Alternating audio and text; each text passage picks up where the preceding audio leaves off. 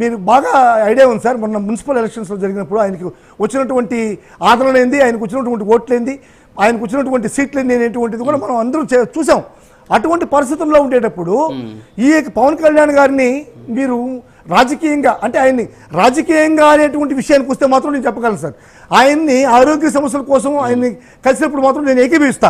కానీ రాజకీయంగా ఆయన్ని కలిసి మీరు బాధపడుతున్నా ఇప్పుడు ఏంటి మోడీ గారు వాళ్ళ ఇళ్ళకి వెళ్ళడానికి మీరు బాధపడుతున్నట్టున్నారు. చాలా బాధ మాకెందుకు సార్,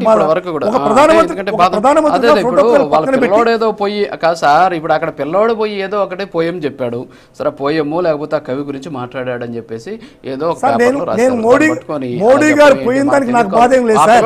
తెలుసు సార్ నేను మోడీ గారు పోయిన దానికి బాధ లేదు సార్. మోడీ గారు ప్రధానమంత్రి గారు ఒక ఇంటికి పోతారంటే ఒక విధమైనటువంటి పద్ధతి ప్రకారం వెళ్ళాలి. భయపడుతున్నారేమో అనిపిస్తుంది. మోడీ గారు వాళ్ళ ఇంటికి వెళ్తే ఆంధ్రప్రదేశ్ లో మా పరిస్థితి నివాసం ఉన్నటువంటి నాయకుల్ని కలిస్తే, తెలంగాణ నివాసం ఉన్నటువంటి నాయకుల్ని మోడీ గారు కలిస్తే మాకేం బాధ? నివాసం గురించి వద్దు సార్, ఇప్పుడు తెలంగాణ నివాసం తెలంగాణ వాదులు కలిస్తే మాకేం సార్ బాధ? తెలంగాణ వాదులు తెలంగాణలో కలిస్తే మాకు ఆంధ్రలో మాకేం బాధ ఉంది? మాకేం బాధ లేదు సార్. నేను ఇప్పుడు కూడా సమర్థిస్తున్నాను సార్. పవన్ కళ్యాణ్ గారిని ఏకీభవిస్తున్నా. పవన్ కళ్యాణ్ గారిని కలవడం అనేటువంటిది ఏకీభవించారు మీరు 100% ఏకీభవించలా? అది చంద్రబాబుని గెలవడం అనేటువంటి ఆంతర్యం ఏంటి?